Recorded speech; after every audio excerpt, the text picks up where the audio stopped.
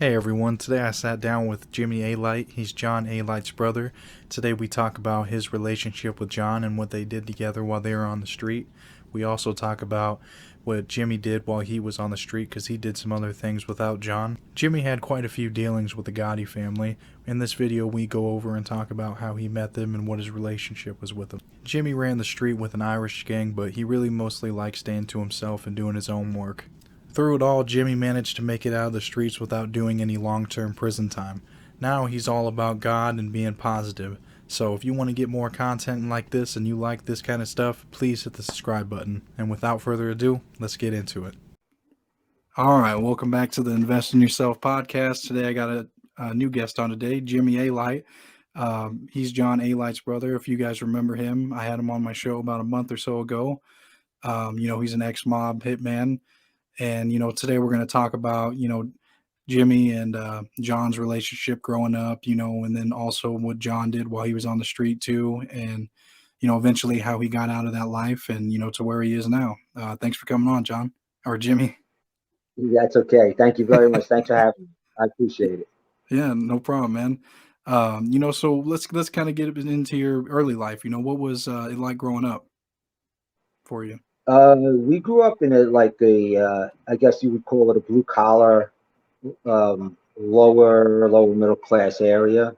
I would say it's probably like a lower blue collar kind of area. And it was it was tough, and but it kind of like in retrospect, when I look back on my life, I look at it like depending on where you put yourself, like within that framework of the neighborhood and stuff, you kind of could have avoided a lot of the pitfalls that me, Johnny, and some other guys fell down.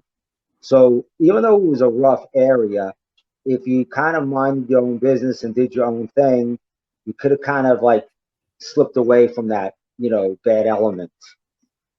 But somehow we got kind of caught into that, and so your experience is different. It could be a lot different than somebody else growing up in the same neighborhood, depending Right. on the choices you made. So what kind of led you guys into making the choices, to taking the dark path, as you could say? Yeah, I mean, I think that it's funny because we grew up really as we were kind of very very eclectic, and so we were very well liked as young guys. So since we were really young, we kind of got along with every different type of crew. The preppy crew, the crew that did a lot of drugs, the tough guy crew, the athletic crew. So we were kind of like one of those guys, two of those guys that everyone knew, and and everyone accepted us in their group, even though we may not have did everything they did or followed, their protocols. It was kind of like, oh, that's the A-lights, they're in, they're cool, like, So we kind of fit into all in the subgroups. So we were very eclectic, um, very macho family. I came from Albanian family, very sort of grew up. I would say kind of American Italian, sort of in that kind of vein. The Albanians are very similar in several aspects. Um, we grew up with a lot of athletics. My father was a fanatic with being, a boxer, football player, baseball player, and my uncles were the same way. So we grew up with a lot of athletics, and there was a stigma to be very tough. My father taught us boxing at 4 years old. There's home pictures of us and home movies of us boxing at that age, and you know, and playing all kinds of sports at really, really young age. This was before it was fashionable, to get into leagues very young and do things very young. We were like way ahead of our time for that time period in terms of our um, our training in boxing and other sports at a very, very like tender age. So I would say we grew up very macho, not aggressive in the sense that we were gonna go after people or be bullies. We were small, but just kind of like you don't let anyone, step on you, and you don't ever fucking back down. And with that kind of mentality, um, and that led to other things progressively as we got into our young adulthood and a young, I should say, our young, teenage years and things like that. Right. So it was just always being around like that tough environment, that the competition, and being, wanting to be, kind of like a tough dude, not taking no shit, right? But not starting it Right, necessarily. right. I was, me myself, I was, kind of quiet and, it took me a while to accept people in, new people, and I was very I had a shy streak. I've totally is dissolved now, but when I was a kid, I had a shy streak. So um, when you're going to schools, like you go from like sixth grade, where I was like, the class president, and I was popular, and I was tough, and I had the girls and all that other good stuff, and then you go. Yeah, and then that year, actually, I was on the baseball All Stars the first year I could make it. And I was basically the MVP of the All Stars, which we won District of Queens for the first and last time. For we had a very small baseball league. It was called Rich Haven, Richmond Hill and Woodhaven. And in comparison to some of the other leagues that the other kids, they had thousands of kids in their leagues. We just had a very small, and we won District 27 champions the year that I was on the team. I was actually young. I was 11, so young. That was the youngest you could make the All Stars, and I excelled MVP. So I had a lot going on for me.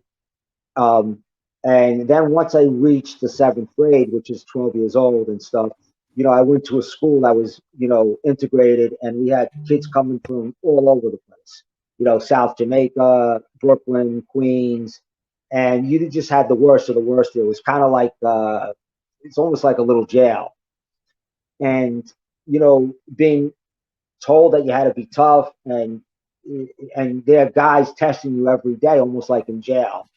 I don't want to go to that extreme, but it was sort of like that if you had the mentality that you had to fight back everyone, and you couldn't walk away, and you couldn't be just charming and walk away. And that wasn't how we were raised.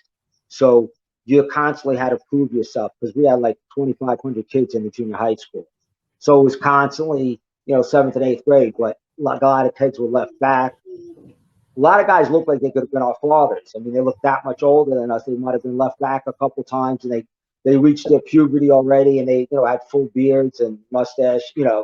So it was a very tough, very wild school, I would say. I can tell you a real quick funny Yeah. story Go about ahead. that. So Johnny's first murder, I believe his first murder was Georgie Grasso, Hmm. and so the first 2 weeks I was going to school, I would have to take a bus and a train and a bus to school. And I think it was coming home the first 2 weeks of school. The buses were packed, and I used to go down. They used to take us down to Jamaica Avenue. That was my stop, Jamaica Avenue.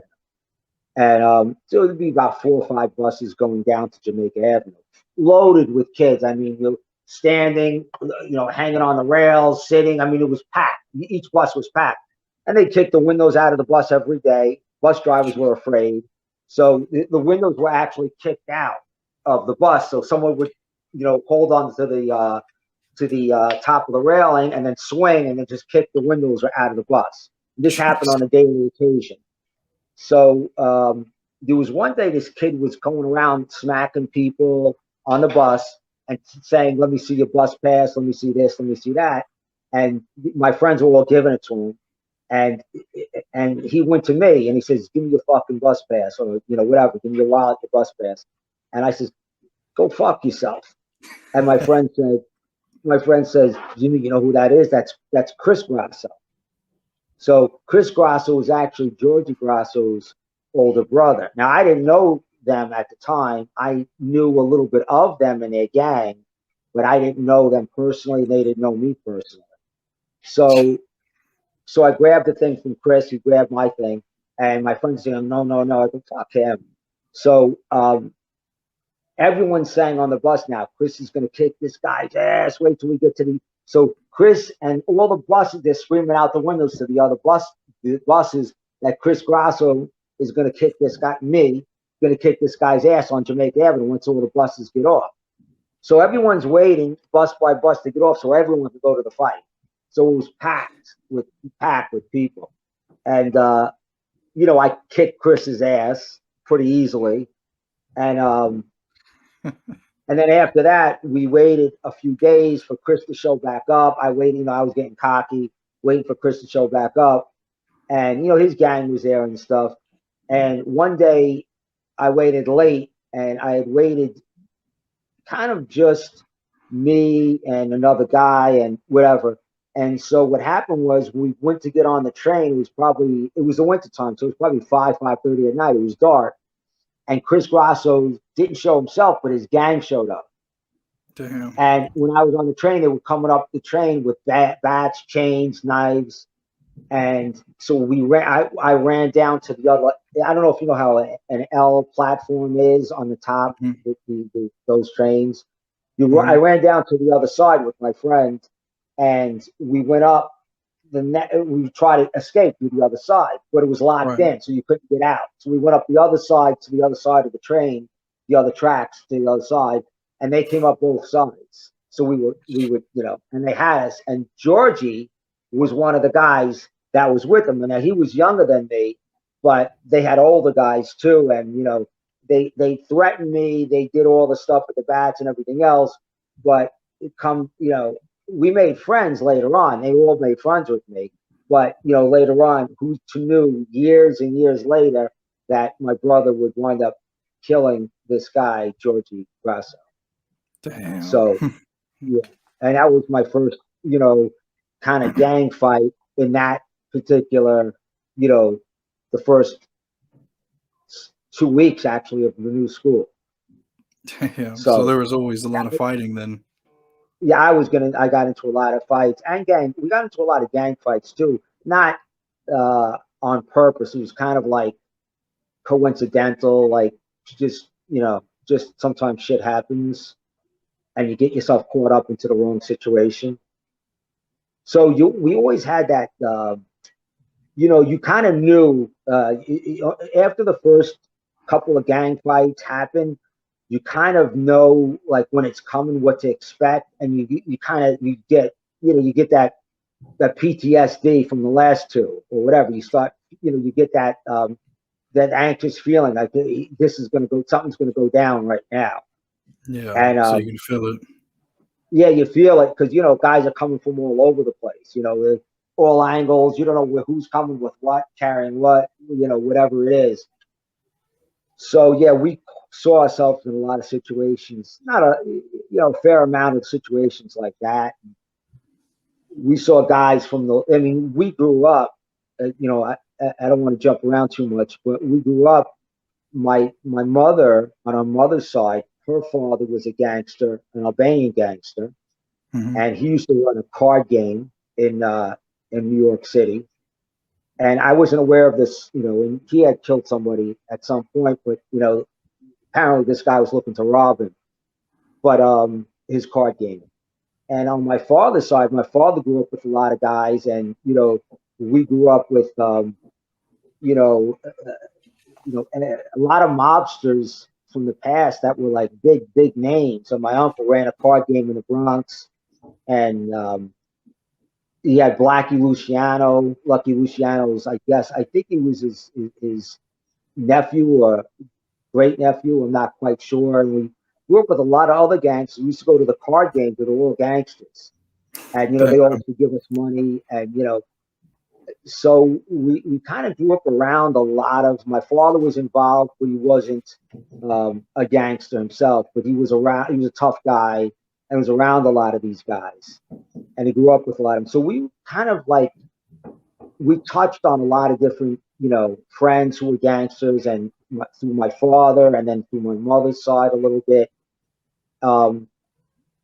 but you don't know any different. Like, you kind of grow up with people. They're nice to you. They give you a lot of money. They tip you out good money when you're working for them. And, I really didn't think twice about it. It's kind Right. of used to it. So it was kind of like, oh, this is just natural, normal stuff.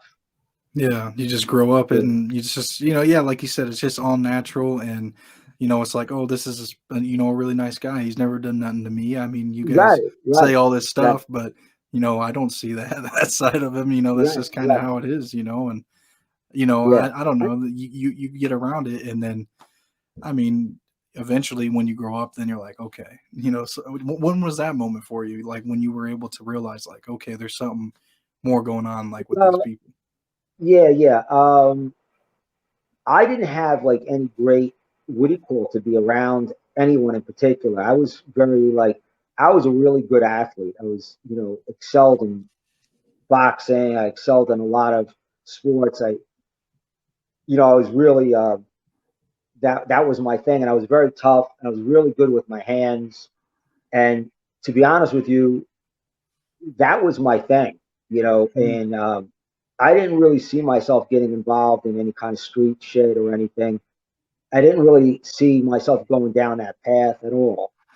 Right. Um, I did not see myself. I just didn't see myself. It didn't seem to be like, I wasn't thinking of, you know, selling drugs or bookmaking or, just didn't occur to me, to be honest with you. Yeah. My thing was being a tough guy in myself and, making money. And I didn't really think about how I was going to make money. I wasn't a big hustler when I was young. I was just kind of like, just looking for cracks in the wall and looking for opportunities and stuff, but wasn't sure what I was going to find. And I think Johnny at one point, um, I had some problems with my health and I had anorexia for a couple years.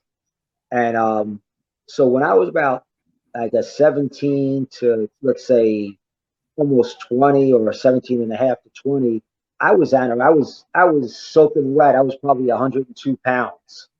Damn. So uh, uh, to give you an example, I'm like what, 170 something now, Yeah. and it's a good weight for me. So you can imagine I was emaciated, and I was the same size, same height as I am now. So I would say that the doctors that examined me said it's a miracle that you're alive, and it's a miracle that you don't have any major organ damage.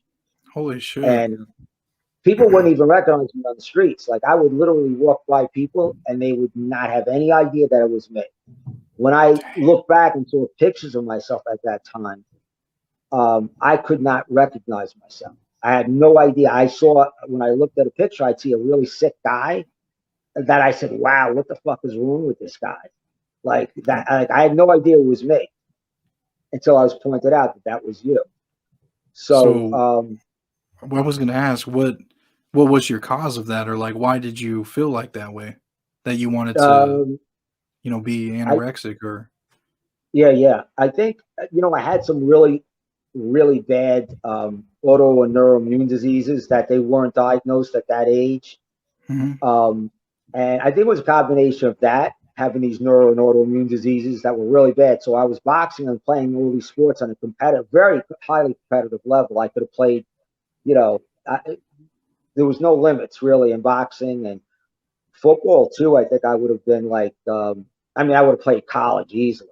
I mean, damn. this would have been, and they wanted me to be a pro boxer. I just, started boxing as an amateur, and I was knocking guys out with just jabs and, in the first round. And, I Yeah. was just really natural at it, to be honest. That and football, I was really natural. That was my kind of thing. And baseball I was good at too, but not to that extent. Um, and I lost wind. I was losing my capacity to have any oxygen when I did my, and you can't fight, you can't do anything when you have no lung capacity. And Yeah. so I knew there was something wrong. I started watching my diet, and then there was a lot of trauma going on at the house, and there was a lot of PTSD, and one thing led to another, and I caught myself in a whirlwind, and I stopped eating. So I think it was, some of it was definitely physical, and then some of it was psychological. And, without going into details, there was a lot of different abusive things going on. So I think it Hmm. was my way of just like taking a time out, and you kind of find yourself in this rabbit hole, and then you just got to climb out of it on your own. And there was this kid Billy, a streamer that I boxed with and played the All Stars with in baseball and football, and he was with Jimmy Burke and that crew, the crew from the Lufthansa heist, and the crew from the Goodfellas. Hmm. So Right. Billy was a childhood friend. He was he was working now for Jimmy Burke, and Billy came to see me and was shocked to see that I was emaciated, shocked, and he felt really bad for me because he couldn't believe it. He was like, "What the hell happened to you?" And he goes, "I want to take you to dinner." So a couple days later, I said, "Yeah, let's go." And a couple days later, we went to some Italian restaurant, mob operated Italian restaurant, Yeah. and it was the first time I ate a dinner in probably a couple of years, and then I never looked back. I said, "Fuck it, I'm going to gain my weight back and everything else." And Billy was actually, I was hanging out with Billy, and he was shot up. Now Billy wasn't with Gotti. Billy's with, like, again, he was with the Jimmy Burke's crew, so different crews. And Billy was shot up and found in a dumpster about 6 months later. Um, and then I kind of like, at that point, because I was starting to hang out with everyone, I was getting my feet wet, with that life. And at that point, that would have been a point where I said, "No, I'm getting the fuck out of this thing." But Hmm. I cried for Billy, but I did not back away a step. You know, that didn't deter me to get involved in the lifestyle. So Damn. So it brought you more that would have into been a it. good, yeah, that would have been a good deterrent, a good eye opener for me. But I guess I Yeah. wasn't ready. Yeah, I wasn't ready for it at that time. But Billy was a strong, tough kid. Good looking kid. He was on his way. He was. But I heard he hurt the wrong person, did the wrong thing, whatever, and they set him up, and Damn. they riddled his body full of bullets. And he was probably about 21 years old at the time. Damn. So he's really young. Yeah, young guy. Yeah. So I was young too. I was a little younger than him, just slightly. So 21 to me didn't seem young at the time because that's what I was, but a little younger maybe. But now in retrospect, yeah, it's a baby. Yeah. It's Damn. it's yeah. So after that, So it really just pulled you into it more, and you're just like, I think I was already getting pulled in. I was getting pulled in with the Irish guys, with Johnny yeah. Devitt and those guys and his brother-in-law. Then I was also with my brother and John Gotti and all the Italian guys as friends and doing different little things, nothing major at that time. But I was Little really things. doing more. Yeah, I was doing more with the Irish, Yeah. at that time, and I was hanging out a lot with the Italians too. So I was, partying with them both Hmm. and hanging out with them and girls and all that other stuff.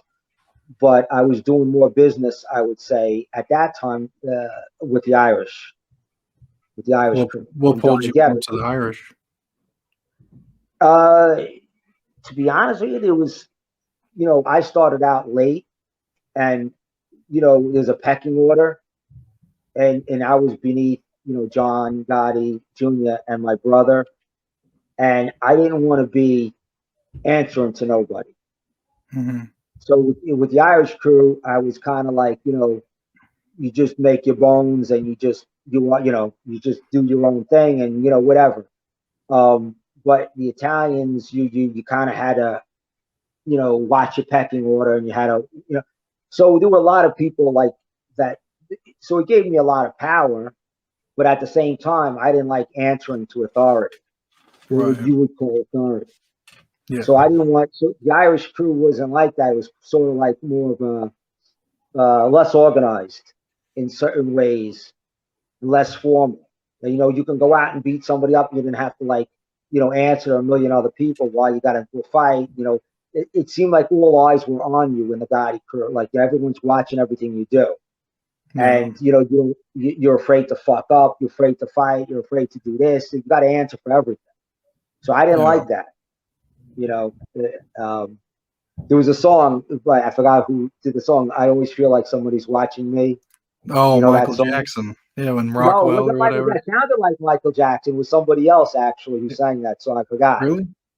Yeah, yeah, I it don't was somebody know, else. You'll man. look it up later on. Yeah, it was. Yeah, It yeah, yeah. sounded just like Michael Jackson, right? Unless he had Yeah. a background in the He song. did He like the might have. chorus, and it was Yeah, Rockwell that. then that was it. Yeah, you're right. Then you're right. It Yeah, was him. yeah, Okay. yeah.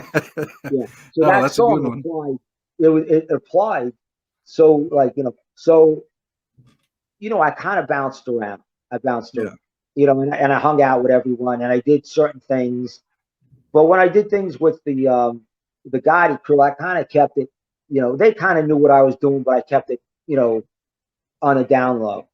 It Right. wasn't like I wasn't splitting the money and sharing it with people. Yeah, I wasn't making that much, but whatever I was doing, I was keeping myself. Yeah. And You and didn't like the and the fact guy, of kicking up and answering to people.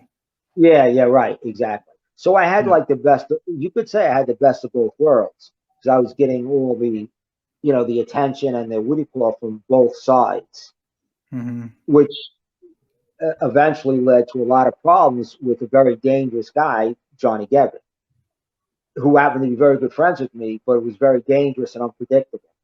And he started getting really jealous of me, and whether it was with girls or with guys coming over to me and not him.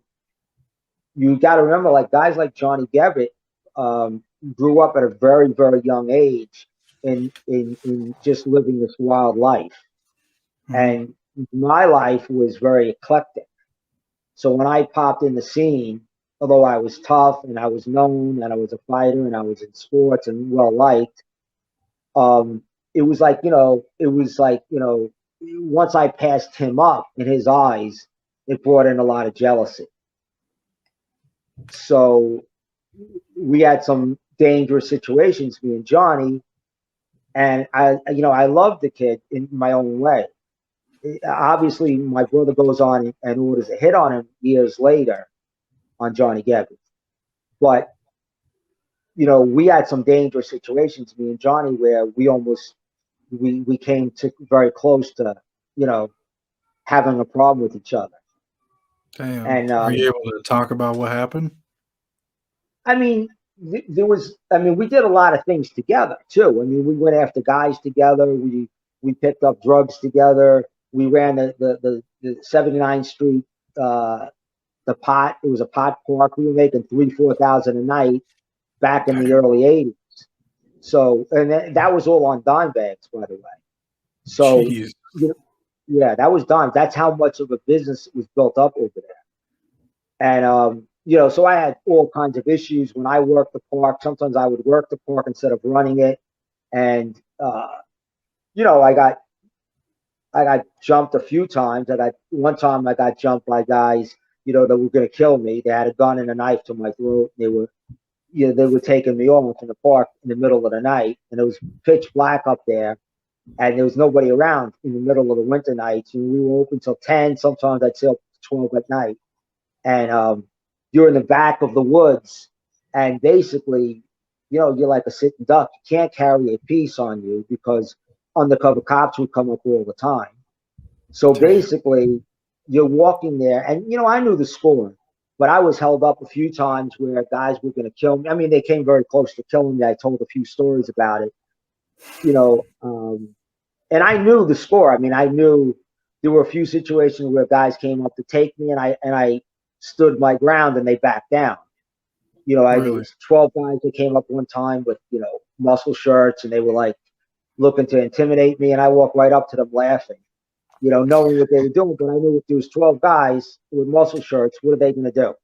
If they were real serious guys, it'd be two or three guys with guns, and that would be it. It's not, you know what I mean? 12 guys don't come up. It just, that's not real guys that you have to worry about. Now, they could fuck you up, they could Yeah, yeah. kick your ass, right? But I said to myself, yeah, let them try. If they kick my ass, I'll figure out who they were, and we'll get them anyway. So I had this cocky attitude, fuck you, like, went to up to their faces and basically challenged them. And then they backed down and they walked away. But I had other Jeez. guys that were serious guys, that came up with guns and they were serious shit. They were the real deal. And you know, I had guys with guns that I chased away, believe it or not. Some guys came up with guns. I don't know if they were real or fake, but I could just kind of see the guy and I could tell that this guy's not going to use it. He's just full of shit. But with the guys that really took me that time, the guy with the knife and the guy with the gun, these were wild guys, and Mm, and I knew they were going to take me off, but I still walked up to them. I just knew they were going to take me. I could just feel it in every you know bone in my body. I'm walking up to them, knowing that these guys are going to take me. But instead of just walking away, which I could have done, and just not gotten my stash and just walked away and just said, fuck it, leave it, let it go. It was the end of the night, about 12 o'clock at night. yeah. I had to walk up to them to prove a point. And so when I walked up to them, one guy came around me, hit me in the back of the head with the gun. I went down real quick. As I was trying to get up, they jumped me. The guy held a gun in my head. The other guy grabbed a dagger, a long dagger. He held it in my neck. And I tried to look at them a couple times, but I kind of knew who the guy was, the first guy. I knew what he looked like, I should say. And at one point, he said, "You look at me one more motherfucking time, I would blow your motherfucking brains out." And I knew he was serious. And so they did what they did. They ripped me. They ripped my pockets. They took my shit. They dragged me up the stairs into the blackness. And I thought they were going to off me. And at the last minute, they said, fuck it. And they let me go. And I remember them saying, fuck it. And they let me go. And, I went after them later. I went after them that night, trying to find out who they were. And then, we caught up with them eventually. They did it again. And we caught up with these guys 3 weeks. And then we didn't catch them. And then I caught them later with my brother another time. This, the one guy. Damn. So you So, and John both went after him and found him. well, we went after him with Johnny Gabbett and all the rest of the crew the first time, and my brother was involved too. And we couldn't find him. We went after him a couple times, and then me and my brother finally did on our own. And yeah, we caught up with him. We got some street justice. Damn. Jesus. So after Yeah. that, after all going through all the the pot dealing and doing the business there, what other activities were kind of going on at that Uh, point? we were doing, yeah, we were doing. We had the bookie business. We were booking, doing some loan sharking, Yeah. booking, shaking down some clubs, making a few dollars off the club. Not a lot, making money off the clubs. Doing, my brother did big time coke. I did little small things with coke. I got into it, and I kind of did it for a while, and I wasn't doing it by any means any big time shit, but dabbled with it, sold it, but like I said, I would say, small time, nothing Yeah. big. And then just your normal helping people out with problems, getting paid to help other people out with issues, and you know things of that nature. Um, I kind of made a decision at some point that without going into all the crazy stories, and we could talk about some of the stories if you want.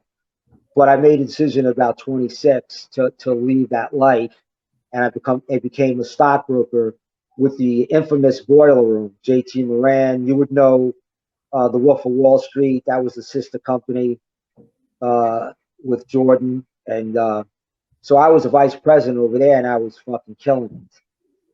Damn. And how So long did you do yeah, that?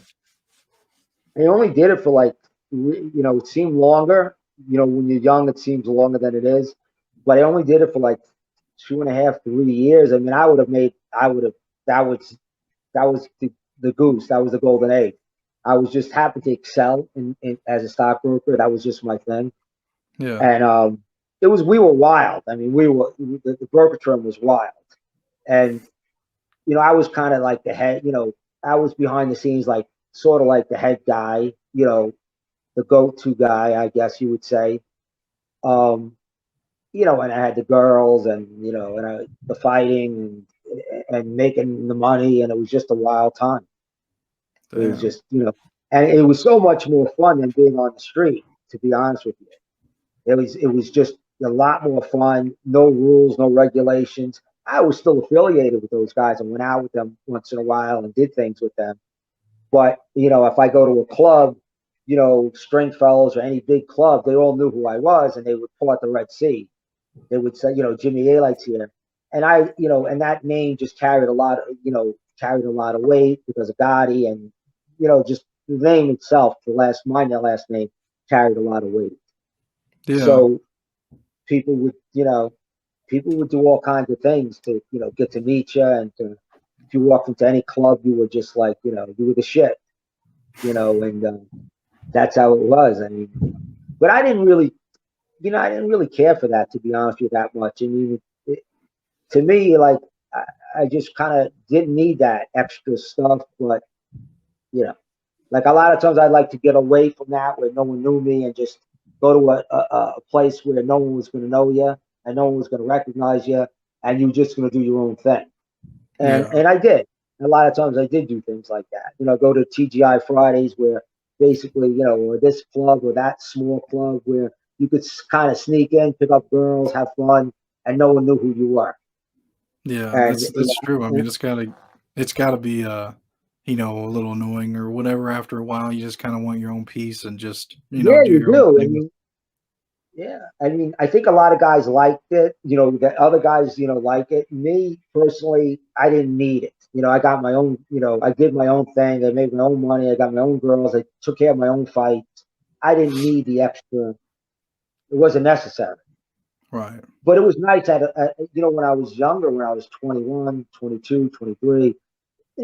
It was nice, but it ran its course for me. Yeah. And I was with my brother and John Jr. a lot, and I was with I knew all the they all knew me, I knew them, not everyone, but I knew them socially and in other ways, and I got along with everyone very very well for the most part.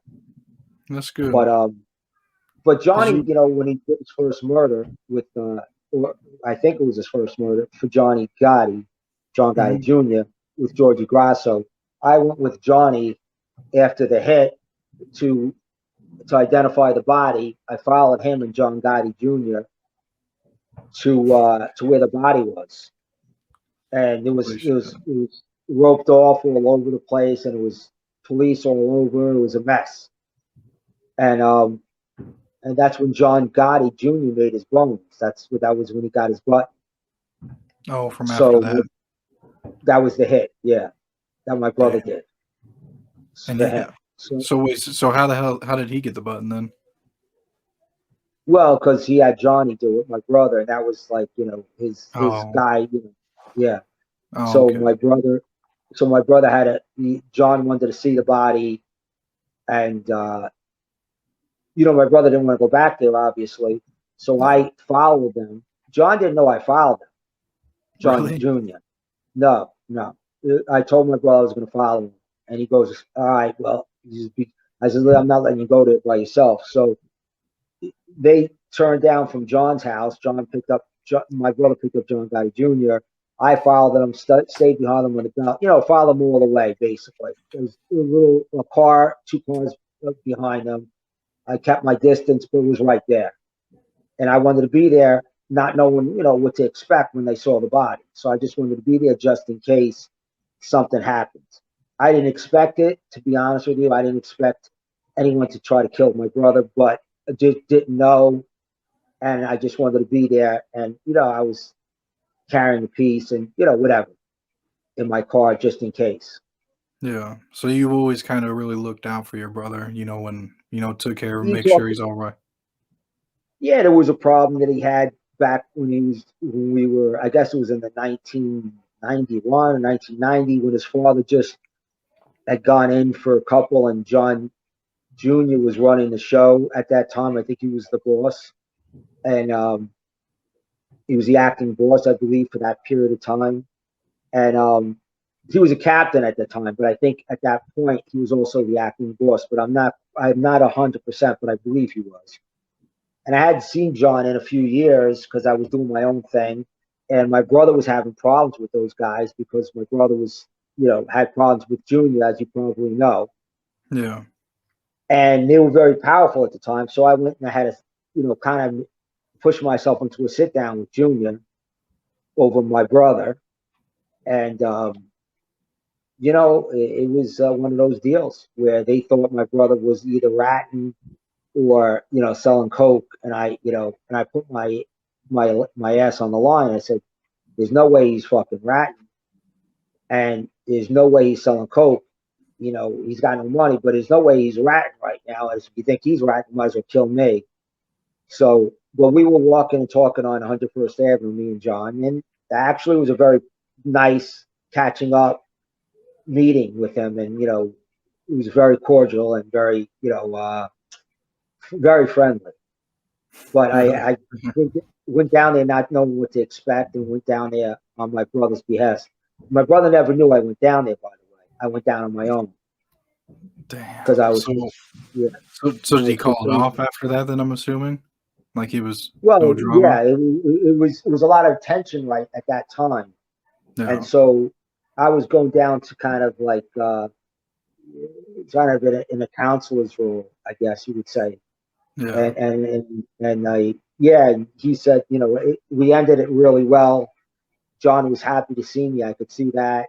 Um, and I met a bunch of my other friends that were in the club when I met him. So it was, it was it was it was kind of nice too because I got to meet, see everybody again. Yeah. So Because after not seeing him for a few years, and then you go there yeah, and trying yeah, to settle something. yeah, yeah. It was kind of weird because in one sense, when I got there, it was like memories, of all your friends, and then at the same time, it was a dangerous situation.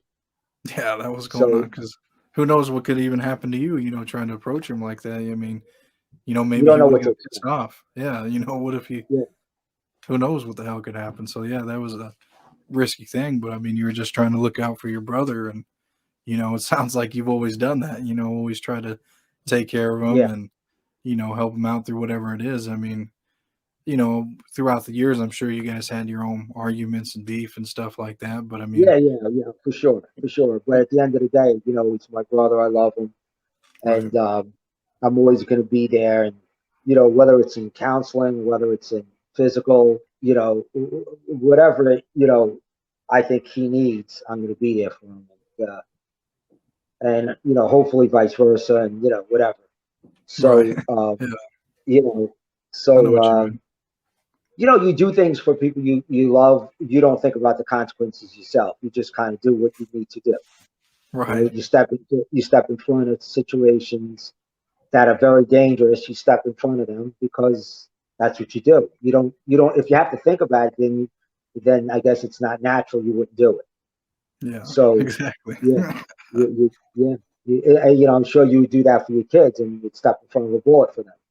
right, So yeah, like that, I guess. yeah. So So after so I was going to kind of talk about after all that, I mean, you eventually turned your life around, I guess. And did you ever go to like jail or prison or anything like that before? You had like no, that? I just well, a lot of to be honest with you, a lot of fights. Hmm. Um, a lot of I had some fights with cops. Cops beat me up. Cops arrested me. Um,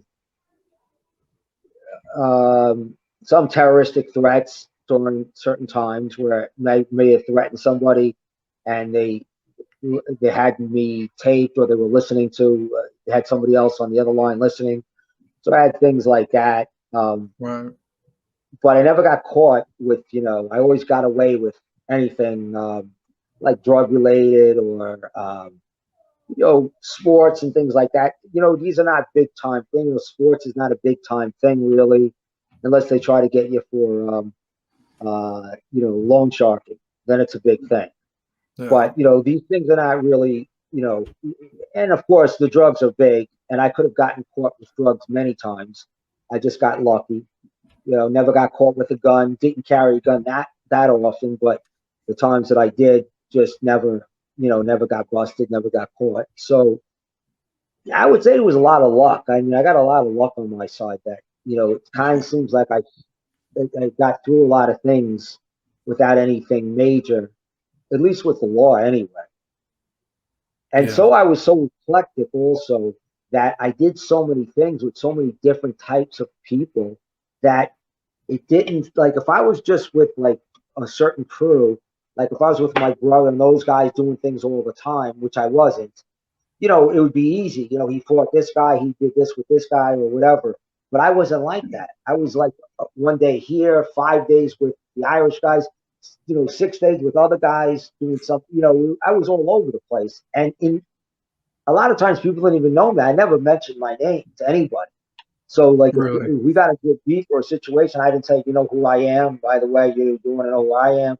I never did that. I just went, it was just that was it. We went down. We fought. That whatever. And the consequences later on, whatever. If I needed to go, after them. But Yeah. I never was the type of guy to say, or somebody else go up to him that was with me and say, hey, by the way, that's Jimmy fucking A. Like you're talking to. I didn't want Yeah. to do that. In fact, I had a lot of guys tell me a lot of times, hey, you don't know who the fuck you're talking to. And I would laugh at them. I'd be like, well, I don't give a fuck who I'm talking to. You know what I mean? Like, but I would never say who I was. I mean, I would say, oh, well, I'm Jimmy A. Like, so I didn't like that. I just wanted to deal with people on my own and just, whatever. Right. Yeah. No, I mean it's Yeah. good, that you didn't because then it gives them less of a chance to come and find you or, you know, Well, I I didn't want to mean, be a pussy, to be honest with you. I didn't want to. To me, that was like a pussy move. It was like telling people who you are and just like getting out of fight. Guys are gonna go down and want to fight with me. They're gonna fight. I'm gonna fight. That's it. And then wherever the chips fall, we'll see. You know what I mean? But I didn't, I didn't, I didn't like to play that not name thing. No, no, you didn't it, name it, drop. no, no. Didn't name drop my own name. So, Exactly. yeah. But yeah, it was Yeah. funny because I did hear that in reverse a lot of times. There's a lot of times you walk up to guys and they don't think you're gonna walk up. If it's just you or just you and another guy or just you against three or four or five or two, they think, what's this guy doing walking up to us? Like, why isn't he backing going the other way? Right? Because and then this happened so many times, countless and countless of times. And more than I can tell you, 90% of the times guys would back away from them. Like Damn. literally, they would back away. And it's not that I'm bragging. It's just that it's just a weird thing. And my brother will tell you how many. You can't count how many times this has Yeah. happened. I Because they mean, knew you with wouldn't be fucking around. I don't know why. I mean, I guess maybe they could see something in your eyes that you're not afraid, and why is this guy not afraid? Maybe, I don't You know. know, I mean, to this day, I'm not quite sure. I mean, it But makes you kind of think more, oh, this guy's coming up to me when there's 12 of us and there's only one of him. There's yeah, a I mean, reason he's acting like this. yeah, yeah. I mean, well, there was Think about it. sometimes it was one on one, sometimes it was two on one, sometimes three, four, whatever. But yeah, if I got in my frauds that these guys wanted to fuck with me, and they were like, we take that really, like I take things like that like really personally. If a guy Right. tries to like, right, like I used to take it really, I should say. Hopefully, I don't take it like that anymore as much. But Yeah. back in the day, if you're doing something cocky with me, or you're trying to get cute, and you're with a few guys, and you're trying to like whatever, no, I'm not. Well, you're not getting away with it. It's going to be we're throwing down. Like that's just the way it Right. is. In fact, Yeah. when my brother got out of jail, I just had kidney cancer not too soon, not too. So my brother got out of jail. I'm talking about when his last time he got out of jail. I had kidney cancer probably about a few months before he got out. So I had been cut open and everything, and him, and my nephew went to a bar, and they all knew us at this bar. We went to like a PJ Willahan's bar, Mhm. regular. It's like a club bar. It was no big deal, and I was sick. I was still sick, still recovering from the kidney cancer and all these autoimmune diseases. And Johnny's there talking to the bouncers and reacquainting himself with everyone, knows him and knows me and whatever. And Yeah. I'm sitting by the bar, and these guys say something to me. So and they're being wise asses, and I'm like, I'm thinner, I'm sick, I'm probably really pale. I only went out because my nephew and my brother really wanted me to go. So I grabbed the guy by the wrist, one guy, and I said, "What'd you say?" I said, "You being a wise ass with me, or are you trying to be serious? Like, what are you trying to do?" Because I didn't know where he was coming from. He goes, "No, no, Hmm. I just thought you were somebody I knew." I said, "All right." So I went over and I talked to the bouncer that knew me. He was the head bouncer there, this guy Tommy. I go, "Tommy, you see those two guys over there? Those three, actually three of them." And he goes, "Yeah." I go, "Do you know them?" He goes, "Yeah." I go, "Are they wise asses or are they good guys?" He goes, "No, they're wise asses." Goes, "This guy's a fucking troublemaker, and this guy's trying." And so I go, "Really?" I go, "Yeah." And I tell him what he says. I go, "So this guy was being a wise ass?" He goes, "Yeah, he's definitely being a wise ass." So I said, "All right." So I went back to the guy, and the guy, and I'm sick, and the guy's a big guy. One guy was big, the other two guys were, whatever, normal size. I go, and I invite them outside. I go, "Come on, let's go." And they're looking at me, and I don't realize the whole place is watching this. When you're so focused in on Yeah. somebody that you don't realize that other people are watching you because you don't realize you're loud or whatever's going on. You think it's just Yeah. like an intimate conversation. Right. And then I step back and I realize like the whole place is almost like looking at me, and I'm pushing these guys to come the fuck outside. And these guys are smiling. I go, "What are you fucking smiling at? Come outside and let's handle this like men." And then my brother catches on. He sees what's going on. And then we start fighting. We're having our own civil war because he's like, "This is the last thing I need. I just got out of prison." But, Right. so shit like that, and then they call of course, the kids, the guys that started the fight, wound up calling the cops because now Oh, they're afraid. So they call the cops. But I'm out of there by the time the cops come. But as I walk out and walking across in the street, because I had my car across the other way, not in the main parking lot, it was packed. hmm. I see all the cops coming. So I'm laughing. I'm walking with my nephew at this point, and I don't know where my brother was, to be honest with you. But yeah, Probably got the hell so out of there. yeah, he was someplace else. He got into his thing. We had two Yeah. cars. So, anyways, but yeah, it's You funny ever how shit. get in any trouble for that? No, I mean, Luckily not. a lot of fights, but they would turned out to like misdemeanors. Drop down to misdemeanors. It's hard. A lot of times, no witnesses. You don't know who started. The cops. So Right. they arrest you originally, and then they let you go. So shit like that. Nothing that you would consider to be like anything serious. Like Yeah. you're talking about nonsense. Nonsense convictions, like bullshit. Nothing that would put you in jail, except for, like I said, there were some things that I could have got caught for. Mhm. I ran a couple guys over one time with my car. They didn't get Holy sh- killed or anything, How but the hell did you get and away with that?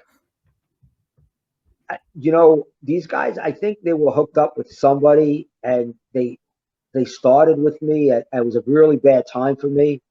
Um, at the time, they thought I had HIV. I was on a 50-50 kind of thing. This was like going back to with Magic Johnson. Hmm. And all us guys got paranoid because we said, "Oh, heterosexual guys getting AIDS. Oh my Yeah. God, all the girls I've been with." And, everyone would tease me because I was with a lot of girls, and they joke around, "You better be careful." And I went to the doctors. They did a T cell test on me. They go, and I went to a bunch of infectious disease guys. They go, "It's a 50-50 shot. You got AIDS." And I go, "What?" They go, "It's a 50-50 shot." And but the good news is you're not gay. You're not a needle user. So the chances of you having it were very, very slim to nothing. But now that you're testing out like this, and you have all these symptoms, we have to say it's about a 50-50. This is after they got rid of all the other potential diagnoses. like cancer Damn. or this or that and all these other things. So it was like a 50-50 kind of deal. And these guys, I just lost my stockbroker's license. I lost my Jaguar. I was riding in a rent-a-car, and these guys pulled up with this van, these two guys. I was going to get out, and I was looking for a crowbar in the back seat. And, we had, back in the day, there was always crowbars in the back seat of the cars. And there Just was to no carry it crowbar around. with that. Just to Yeah, yeah, carry it around. battery crowbar, but, it was a rent-a-car. So, Oh, you it can keep was going. I'm just getting the charger. yeah, no worries. And there was nothing there, and I was gonna get out, and I said, "Fuck this! I'll just run these guys over." And the guy said, "What are you gonna run us over?" And as soon as he said that, I put it in drive. I ran him over because he didn't expect me to. And then I put it in reverse, and I hit his friend, but I just caught him on the foot. He went down, and then I just realized everyone was watching me. It was like 3:30 in the afternoon, and it was at the end of my block, and I had a dead end block. It's on Forest Parkway. And And what year was that? Was there not a bunch of cameras and shit around? no cameras, but people were staring. They were like staring with their mouths open. They couldn't Jesus, I'm believe what they were sure. watching. Yeah, yeah. You don't see that every day. Yeah, and then I pulled away slowly, and I got their plate number, and I wrote it down. I literally pulled away, didn't leave, took their plate number down on the van. It was a commercial van they had. I remember that, and they had Pennsylvania plates. So to Mm-hmm. this day, I remember that. And I took their plate number, and then I drove off. Damn. I never seen So him again. no, never. So was going to look them up and do it, but never did. Let it go. Moved on. You know, I mean, the good thing is that I was so close to the guys with the car that they just got shaken up. They didn't, I was boxed in really kind of with the car. There's really no place for me to go. So when I hit them, it was very close to my car, and it was a small rental car. So I'm sure I didn't do much damage. And the other Yeah. guy, I think I just maybe caught his foot. But they were, they were white because they didn't expect it. They were scared. No. You know, I mean, I caught them off guard, I guess. Jesus. I mean, well, So at least, I mean, I'm sure if you never heard anything about it, I would no, assume that I'm sure wasn't they were all anything. right. I'm sure. Listen, I was expecting cops to be at my house The because I next figured they day or got the right plate. after. Yeah, when I came back 3 hours later, I said, "Fuck it, I'm just going to come back." What Yeah. am I going to do? I was in the middle of a health crisis, this, that. I was in no fucking mood. Lost my stockbroker's license. It was just a lot of shit that hit me at once. So I Yeah. said, "Fuck it, I'm going to go back." And I assumed I was going to see police in front of my house. That was my assumption, but I saw nothing. So I pulled in. I actually pulled the car into either my driveway or right in front of my house to rent the car. And I said, "Fuck it." And Sweet. nothing happened. Nobody was called. Nothing. Nothing. Nothing. So, Well, so that's a true story. damn. Nobody was called. So Jesus, man. yeah, I had Well, luck on my side. yeah, well, at least you ain't gotta probably worry about shit like that no more now that you're out of that and doing your own thing now and, just Oh, steering now I'm away all from all about that. God. Yeah. Yeah, I'm all about God and trying to bring people together and those things are all things of my past. They were fun at a certain time in my life. Um, they were dangerous. They were little adrenaline rushes. But you grow up hopefully, and you learn from all these experiences, and you learn that mostly people, even guys that are bad guys, they all got good parts to them. Everyone's Right. got good sides to them, and you try to look at the best in other people and accept their flaws, and hopefully they accept your flaws, and you don't take things the way you did at one point in your life. You take things lightly, you laugh things off, and you try to make friends with people. You try to, at least that's what I try to do, and I found God, and I had a spiritual teacher that did all kinds of miracles for me where I should have died many times. And I know we're probably running a little late, but maybe at another time we could talk about some of the I mean, these are real miracles, things that I knew before, and these are not like some bullshit, like So I was very blessed, by God, and and these are like fascinating stories. But I'll just leave it at that I've been very blessed, and I like to give back, and I like to help people as much as I can in any way I can. Um, and I'm being really sincere, when I say that. I know a lot of people say things and they don't mean it, but I really do mean it. We all have our own flaws. We're on earth. We're not in heaven, and we all struggle, whether it's with our family, our kids, our money, our health, or whatever. We're all in this together, and so I really try to find the good in everyone, and there is good in everyone. There's always you could find something. In most, I shouldn't say everyone, but in most people, is you could find some good, and and like I say, I don't want to be judged on every little thing I did wrong, and I don't want to judge other people on every little thing they did wrong. And hopefully, the new generation, the new kids, and the people out there now can learn without going through the same bullshit, the same mistakes that I may have made. And maybe some of the things, I still make some mistakes. I'm still far from perfect, but Yeah, I'm we much all more, are. yeah, I'm much more cognitive about what I do, and I catch myself, and I stop, and I put the train back on the tracks right away. So, if there's anything I learned, it's like, get up, dust yourself off, um, do the right thing. And, we all know what the right thing is, right? We all kind of know deep down what the right thing is. Yeah, Sometimes we pretend like we don't to ourselves, but we kind of know. And, I try to put myself in your shoes. Like, what are you feeling? Like, how do you feel about what I did? Or what are you feeling right right. now? And Yeah, how can I understand what you're going through? yeah. Fuck That's the me. best way.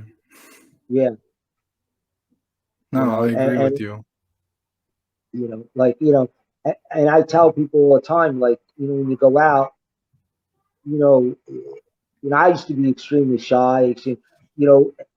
One way to get over that is to not give a fuck about yourself, but care about the other people you're with.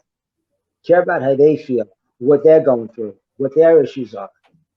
And stop identifying with what your problems are, what your issues are, what you feel. Start thinking about other people, and then you forget yourself, and you start helping other people.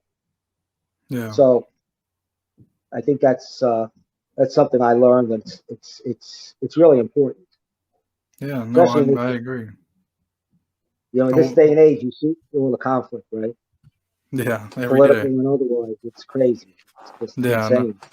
I know, man.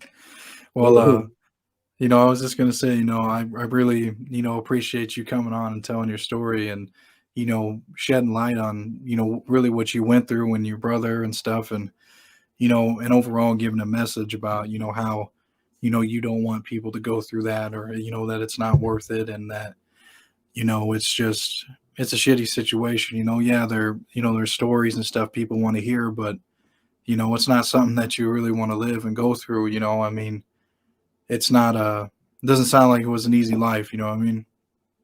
No, it's kind of the tip of the iceberg, which I'm sure you know. I'm giving you the tip of the iceberg, and Yeah, it's been like 8 lives in one, 9 lives in one. Um, but yeah, you're always learning, and hopefully, if you see the bigger picture, and you see God, and you see the bigger story, uh, these things make a lot more sense, and you could put them in perspective. right. But the only Yeah, way to do that is to open yourself up to the bigger picture, yeah, and not keep yourself closed in into this little box. And right. that takes Yeah, stretching yourself. It takes work. yeah, and sometimes we just have to go through shit in our life, to get to the point to where we know what's right and what's wrong, and completely do a 360 or whatever, and change your life, and just really reevaluate everything that's going on, and what's right and what's wrong, because like you said, you had a pretty wild life, but now you got your head to where you know, like, all right, that's not the way to go. You know what I mean? You know, you Right, can tell right. yourself what's right and from wrong, and you want to help people. You know what I mean? Yeah, always. I mean, even when I was going through cancer, I helped so many guys in the cancer ward when they were going through the testing and telling them, trying to cheer everyone up. And we were all going Right. through the same shit, Yeah. and I went through it twice. So, it's you really want people to understand if they're not there, the good experiences and how they can see things from a different perspective. Right. And if they could see it from a wider vision, like, and hopefully from the vision of God, in the big picture, then Yeah. we can get through these tough times. Yeah. So that's It really, that's the message. yeah, it really gives people hope. You know what I mean? Yeah, And there's light at the end perspective. of the tunnel. Yeah, Yeah. there's definitely light at the end of the tunnel. Yeah. I So agree, man. Well, yeah. where do you have anything that you want to, kind of promote or push before we wrap up? Not really, not right now, but I appreciate it. Yeah. It was nice talking to you. I mean, people could see me if they want to call me or talk to me. They can Facebook me on the Jimmy A Light. I'm gonna have projects I'm moving on. I just don't have anything specific right now.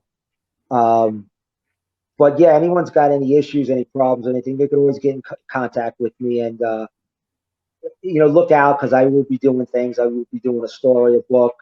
I will be doing some businesses, but right now I'll just kind of leave it open and just Okay. enjoy my time talking to you. So yeah, Yeah, that sounds awesome. When it comes out, I'm really look forward to everything that you got. I got you on Facebook and everything now, so I'll be okay, definitely staying in tune with that.